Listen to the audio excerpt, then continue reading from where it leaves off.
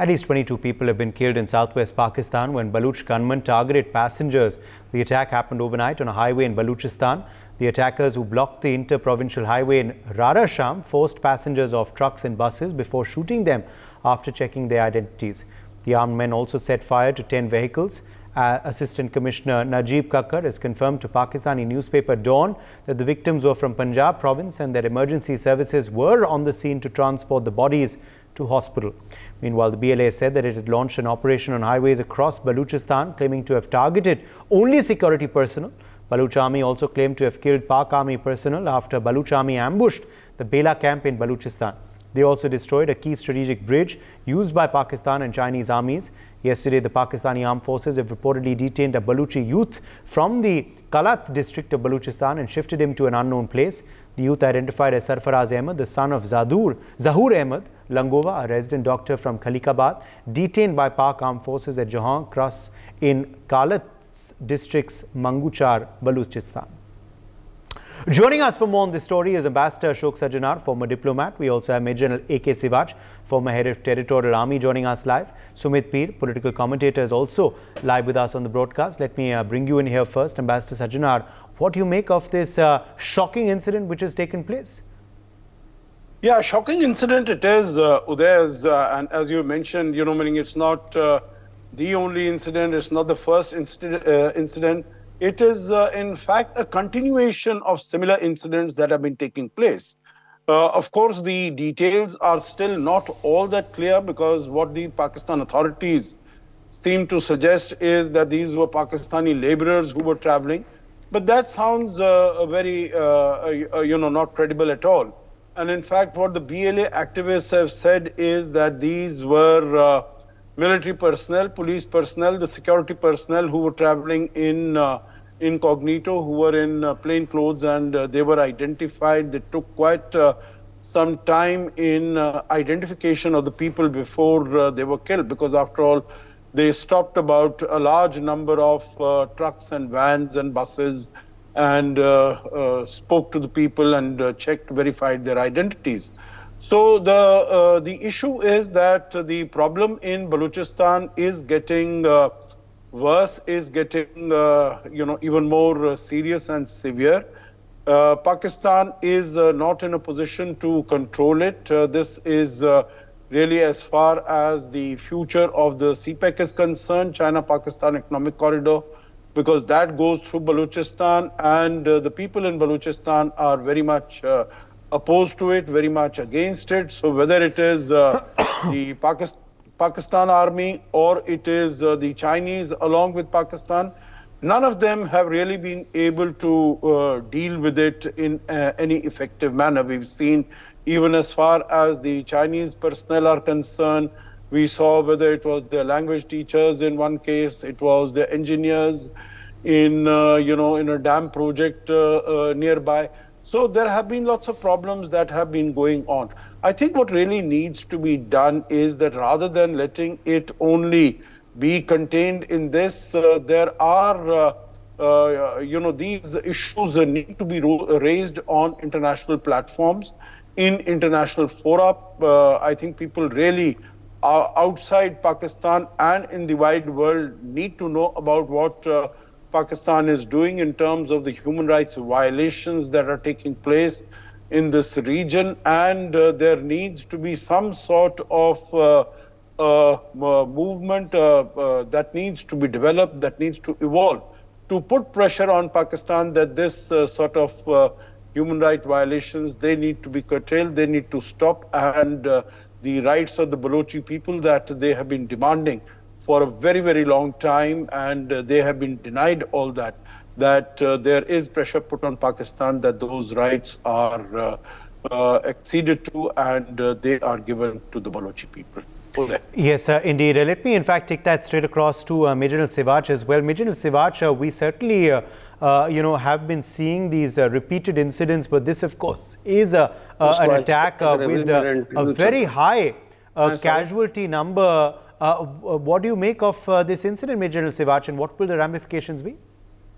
Uday very correctly brought out by Ambassador that this is not the first time which is taking place. Number of incidents have taken place.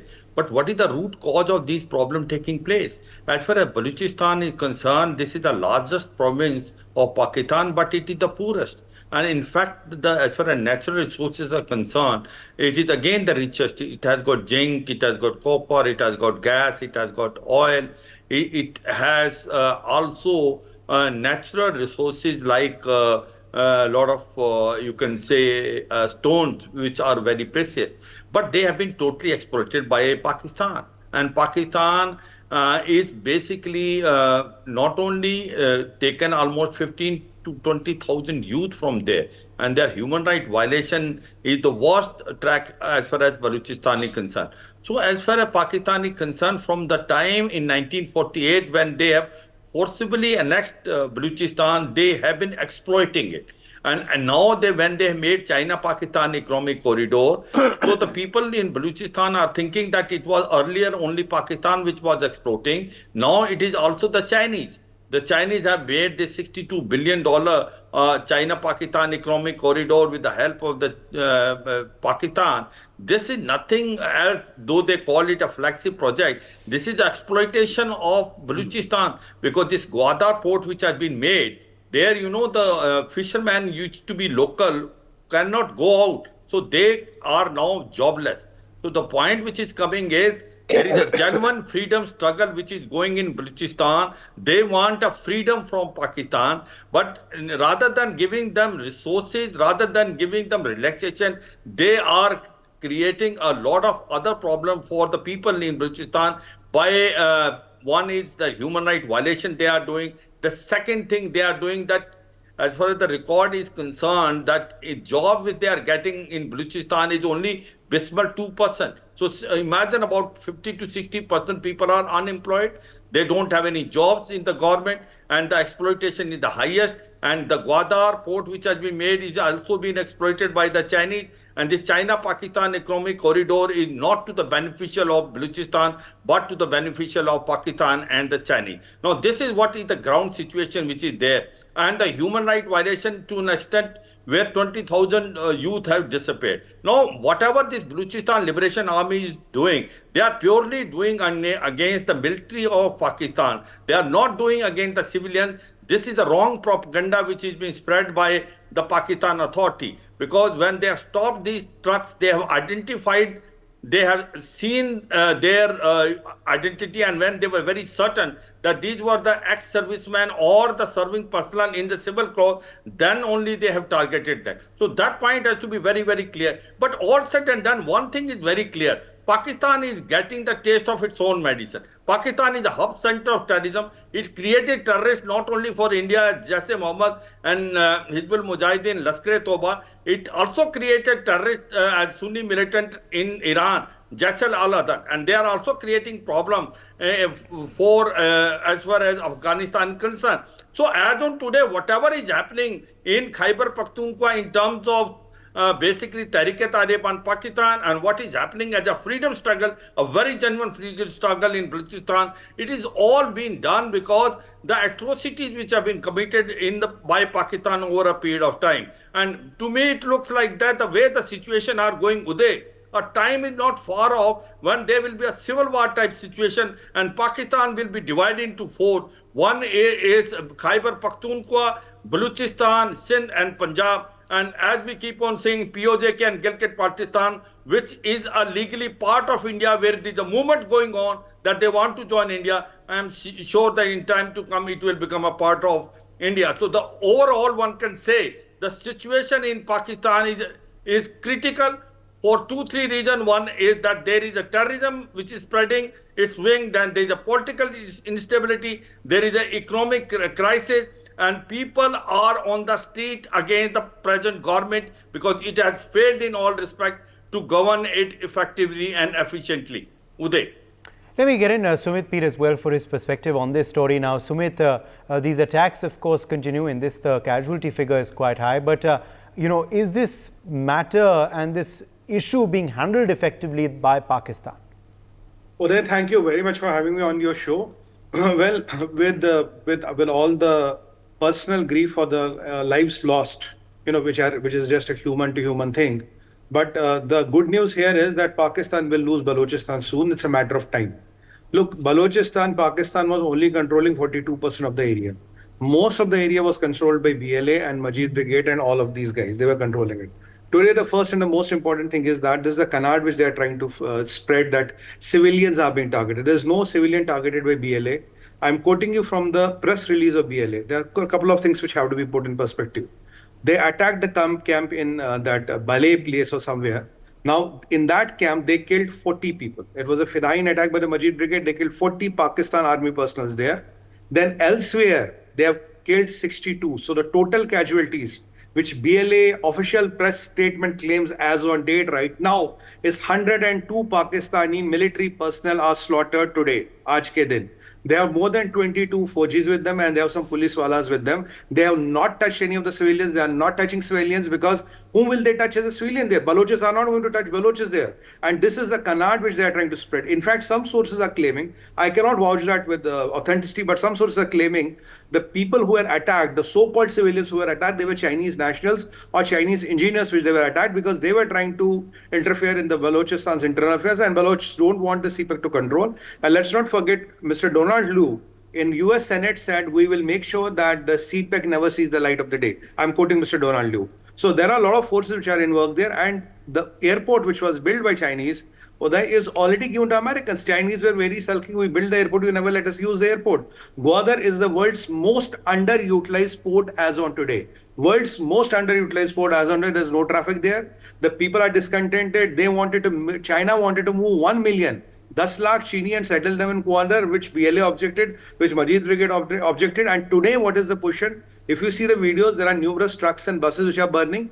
Now, another development is that there is this Fatah, which is a part of Majid Brigade, and STOC, another faction of the Majid Brigade. They have now set checkposts. Only the army cantonments which are with Pakistan, they are holding the partially. Even the current cantonment in discussion, they have almost got the control of it. Now, the reinforcements were trying to come. They did not let them come. Reinforcements could never reach that camp. So it's a matter of time when whatever few camps are left in Balochistan, they will go to BLA, possibly Majid Brigade will take them over. That will be bye-bye to Balochistan for Pakistan.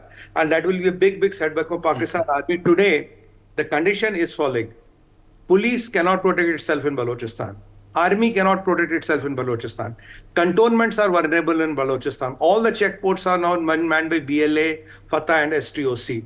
And Chinese are no longer safe in Balochistan. Even, forget the Pakistani army, even if they send SSG commandos like last time, they will get slaughtered. So none of the Pakistan's hands, including ISI, is effective in Balochistan. That is what is happening. The casualty figure of 102 is mind-boggling in a half a day. You can see the plight of Pakistani army, and at this rate, Uday, how long do you see Pakistani army can hold the ground? Nowhere, because the reinforcements are not coming. They will try to airdrop and all what they did last time in one of the attacks, but even that helicopter was brought down. So Pakistani army is rattled. They don't know what to do. Pakistan is losing the control of Balochistan, which is good news for us because that is how Pakistani army should be handled. You know, this Azim Munir launched an operation called Azme Intikam, if I remember the name correctly. That where he got some money from Chinese, he got some money from some weapons from Americans. And at that point of time, Balochis, Sinds and Pashtuns all have opposed this operation. Even if you look at the Saraiki belt of Pakistan, they had opposed this operation. And BLA had warned that there will be a retaliation like this. So what we are seeing is a retaliation against this, because if you think you can come and pick up people, you can rape their women, you can pick them up. I remember the Baloch girls when they went to Islamabad for protest. They let the old Pakistani, some retired people and some people in place uniform to go, and they want these Baloch ladies, leave here, otherwise we'll rape you.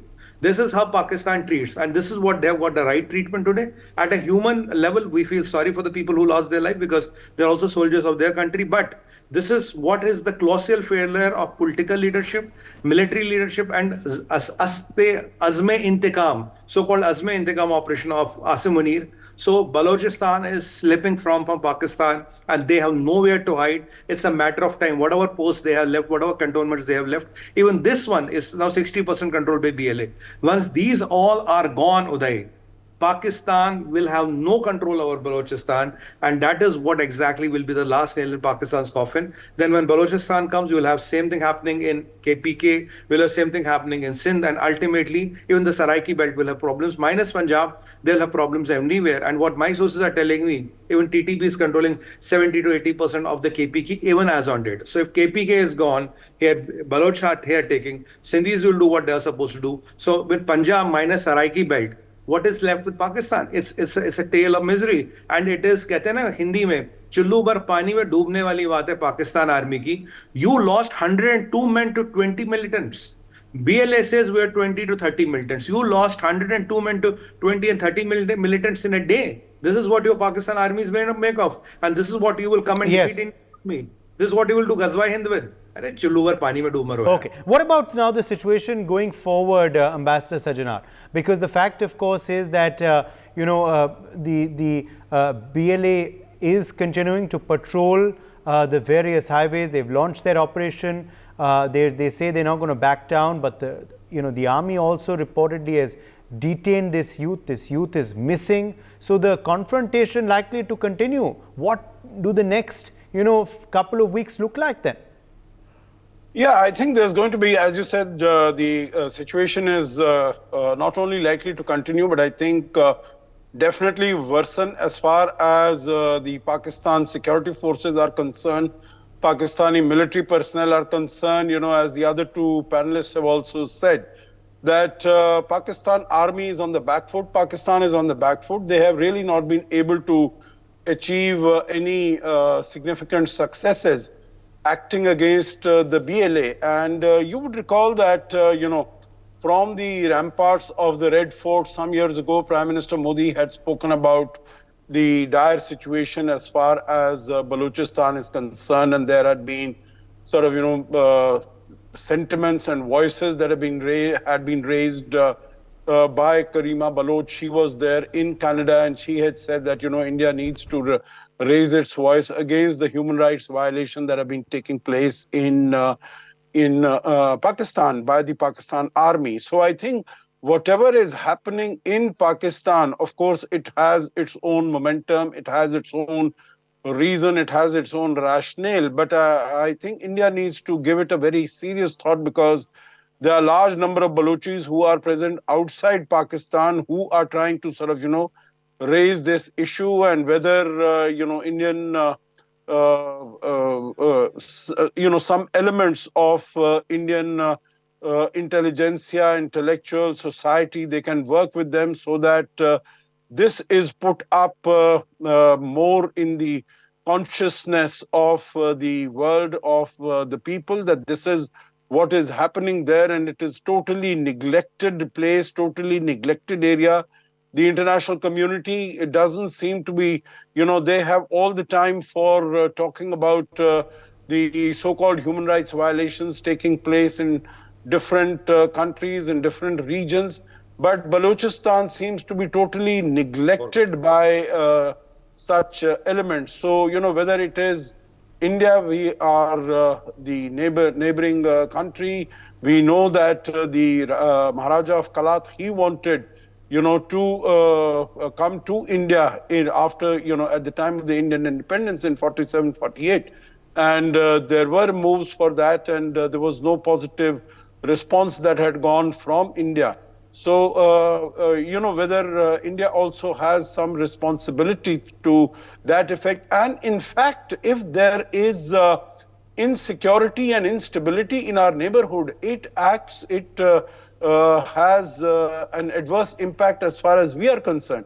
So I think definitely India needs to look at it, give it a close, hard look, and see what are our options and how we can also take it forward and bring this issue out into the media, public attention, international, global public attention, and how that can also be galvanized to some extent. Right. I believe Amjad Ayub Mirza, Pakistan and POK activist, has joined us as well on the broadcast now. Amjad Mirza, what is causing this latest strife in Balochistan? What do you make of this latest situation as a fallout of this attack in which many casualties have been reported? Well, thank you very much, Uday. First of all, I'd like to very respectfully and politely disagree with Ashok Sahab that Balochistan's Maharaja or the Khan of Kalat ever wanted to Balochistan to be incorporated into the Republic of India. There is no such documentary evidence. The evidence that we have is that the Khan of Kalat had sent a delegation on 2 occasions to India to meet Nehru and to meet Maulana Abul Kalam Azad, who was the president of Congress at the time, to allow Balochistan to open a trading center or a trader's office in India, in Delhi, which was refused and declined by both of them, and but that's a separate issue. This offensive that we are seeing now, that started on Saturday actually, on the day that Sumit was referring to Pakistan military operation being given 60 billion rupees additional, is called Operation Azm-e-Istehkam, which means stability, not Azm-e-Intiqam, which is revenge. So I understand sometimes it's difficult for us as well to, follow the Hindi word. So it's an Urdu word, so that's fine. But I want to remind our panelists about the Tet offensive of 30th January 1968 that took place in North Vietnam and South Vietnam by the North Vietnamese Liberation Army. This is similar to the Tet offensive. I call it the Balochistan Tet offensive. I've just done a video which I'll upload after this show because I didn't have time. This is a Tet offensive, and Sumit very rightly pointed out the number of casualties, but just now the number of casualties have increased, and they will increase even more. I think about 200 Pakistani army personnel, including levies, police and jasoos, have been neutralized by BLA. This is a massive, massive, massive offensive. Only 3 weeks ago, I had sent a message to BLA and made even a video in which I suggested that taking faida or benefit of Marang Baloch Gwadar Dharna, the BLA and all militants should now climb off the mountains, walk their way down into towns and small cities and capture them, start capturing them, because the whole of Balochistan had come to a standstill, and it still is in a standstill situation. The dharna that Marang Baloch started has spread all across Balochistan because they blocked the roads and did not allow those who wanted to go to Gwadar to participate in the Gwadar dharna. They stopped them from reaching Gwadar. So Marang Baloch issued a statement saying, "Jahan par ho, wahi par dharna do." And something that the Pakistan military and the establishment tactics that they were trying to implement to stop the spread of this dharna's expanse in Gwadar actually backfired. So all the cities and at least 8 major highways are now under the control of the BLA Majid Brigade, and there are videos now coming in which are showing that they are arresting the levies and they are at the blockades. Now the question is, what next? What next? As Sumit ji very rightly pointed out, that the convoy that is bringing help, Kumak, to these besieged Pakistan military are also being attacked, and they can't come to save their armed forces who have been besieged. This shows that how serious the situation is. For more such videos, subscribe to the NewsX YouTube channel, hit the bell icon.